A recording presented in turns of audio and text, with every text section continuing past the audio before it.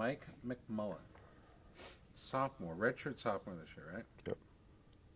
So the 50th edition of the Midland is going to be your third Yep, that's correct. Midlands. That's hard for me to believe. Um, this is not a year in the NCAA's that I can predict. In the last maybe 10 years, we could say, well, I know there's going to be these two guys in the NCAA's that are really going to, turn it up. Maybe David Zabriskie or insert name here, okay? Yeah. The point is, those were predictable years. I see the heavyweight race this year as being as wide open as it's ever been, and it looks like they have you prepped from your performance and your health-wise to be that guy this year. Do you agree with us in our assertion that the heavyweight race this year is wide open? Definitely. There's a lot of guys coming back, young guys. Nelson was a sophomore last year.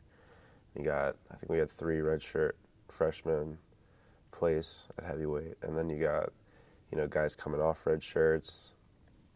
There was the possibility of people moving up who can't get into 97, who are good 97 pounders, but there's definitely a lot of depth, and a lot of people don't realize that when they look at heavyweight, that there's so many wrestlers that are kind of equal ability, and that it can go either way on any given day. Tony Nelson, you mentioned Tony. He's a crosstown, or if you will, cross Big Ten rival. Yeah. At the University of Minnesota. How do you feel you match up? How does he match up with you? I think we have good matches. Our first match was a 4-3 match at the Big Tens in the semis, and we had a interesting contrast in our styles. He's more of a grinder, kind of really just kind of big and can kind of hold you there, and I'm kind of in and out, trying to outquick you. And I think it was a good clash the first time, and the second match didn't really go as I wanted it to, but I think we'll have a lot of good matchups in the future. You are very quick. I'm not sure where that comes from. Is it legs? Is it upper body? Maybe it's a combination of all that, but you guys obviously work on that.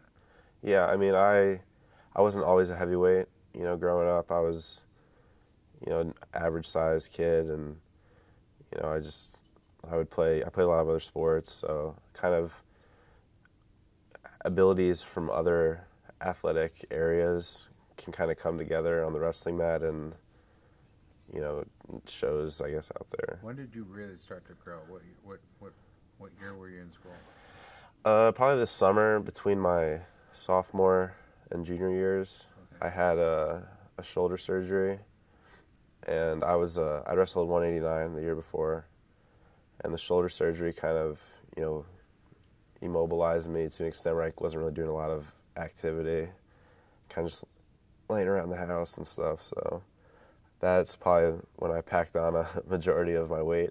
It wasn't good weight at first, but I kind of sculpted it and learned to use it and harbored it, and it just kind of that junior year when I wrestled heavyweight for the first time, and I was like, I can do this, And that was back in Eastern Pennsylvania. Well, I'm from Easton, Pennsylvania, but I went to a boarding school, Wyoming Seminary. There's a big kid going to Wyoming Seminary right now from Illinois. Yep, absolutely. Michael. But yeah, Michael.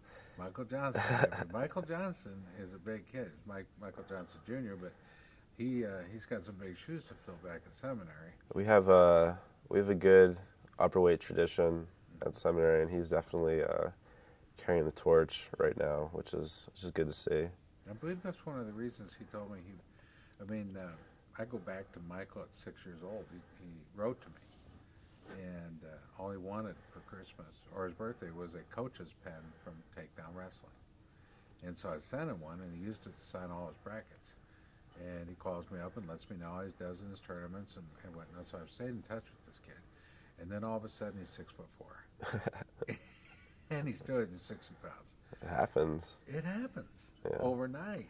And this is a kid that doesn't have any interest in football, likes to wrestle, likes to swim. That's good. Yeah, this kind of sounds. I mean, you're a multi-sport guy. Obviously, Yeah. you drew strengths from other sports, other than wrestling. Give us a lowdown. What were those?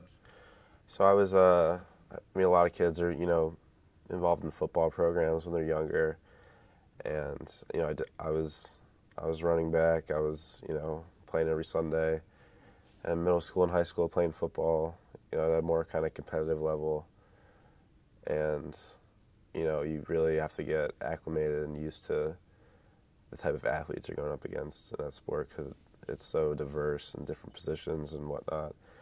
And a guy like me, where I'm big, but I'm also kind of mobile. I can play on the line, but I can also, carry the ball if I need to. So From the backfield, there's a lot of movement. You're a multi.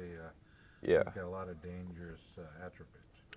yeah. Like there was a year where I played quarterback for the whole year, and other years I was, playing wide out, playing running back, blocking on the line, whatever the team needed at that moment for that particular game plan. I was kind of the fill-in guy, and then Stephen Neal never played a down in college football, and yet he walked onto an NFL team. yeah, Is there? it's definitely in the back of my mind. Is it really? It'd be pretty awesome for the kind of you can skip that whole kind of level and go up to the highest level, but we'll address that when that happens. Let's take you back to wrestling. Let's get you back. It was your redshirt freshman year. You won the Jake Herbert Freshman of the Year award. I want you to tell me what that means to you. Obviously, Jake Herbert is well thought of in wrestling, but here at Northwestern, I mean, that's Jake Herbert, dude. Yeah. Northwestern University definitely recognizes the great achievements Jake accomplished when he was here, and he's a great ambassador for our program and was an outstanding freshman himself when he was here. And we have a good relationship, me and Jake, and just to be able to kind of have an award named after him is a pretty unique and awesome honor. Yeah, and by the way, contrary to popular belief, he did not start the award. Yeah. Okay? A lot of people have joked about that. He did not start the award. You finished that first season, and I want to go to finishing third, okay? Which is stellar. I mean, that's hard to do, especially as a freshman. But now you have that building spot, that ability to build on that. And the Midlands is where you really start building your season. I think you went 29-11 that year. Does that sound right? Something like that. 29-11 on the season. Placed fourth at the Midlands. How do you take that experience now and take it to the 50th? Because the 50th is special for a lot of folks. Tim Szewski, for example, who's been involved with the Midlands for 32 years. Yeah. 18 shy of the overall. That says something. And he's not even showing it, which is sad. Yeah. But how do you build on what you've already accomplished, which is tremendous, on the national scene and at the Midlands? How do you build it? Well, obviously, I've got an 8th and 4th at the Midlands, so to get a title on the 50th would be, a pretty extraordinary thing. That's obviously a mid-season goal for me, is to perform well at the Midlands and continue that throughout the year. The Midlands tournament can kind of dictate your confidence level going into the Big Ten dual meet season. So some guys, if they don't have a good tournament, they're going to get discouraged going into the dual meets, and it can really affect their season in a negative way. But I look at it as an opportunity to kind of set the tone for the rest of the season. With Herbie not here, then who are you rolling with? Who are you working with? We have our 97-pounder, Alex Polizzi, who we're both in the same grade, so we've got here at the same time, and we kind of work out a lot together and do a lot of unique stuff outside the wrestling room together. lift together. Like we're really progressing nicely. I like that. I like the fact that you've got a buddy like that because that can really help drive each other. Yeah. You know? Political science major. Yep. 'Tis the season. Governor Governor Romney and President Obama Yeah. had a little gathering the other night out in Colorado. You probably watched that. Was it mandatory for any of your classes to watch the debate, or was that just a part of your interest in the political process? It wasn't mandatory, but I mean, if you're a political science student at a university like this and you're not interested in something like that, then you might be in the wrong field. But yeah, definitely check that out, and it was interesting to say the least. There are a lot of politicians that come to the Midlands. Congressman from Ohio, Yeah. Congressman Jim Jordan, former Speaker of the House Denny Hastert, former Secretary of Defense Donald Rumsfeld. I mean, the political heavyweights that attend this tournament and just sit there like they are just like you and me. Well, okay, just like me, because you're one of the rarefied guys. You're one of the guys that gets to fly right above the mat. Yeah. You understand how people see you guys. I mean, you guys are Superman. To be able to wrestle at the Midlands, there's only been 319 champions over all the years, and that's pretty rare. Yeah. To finish in the top 4, to finish in the top 8, it's intense, the numbers, how it all breaks down.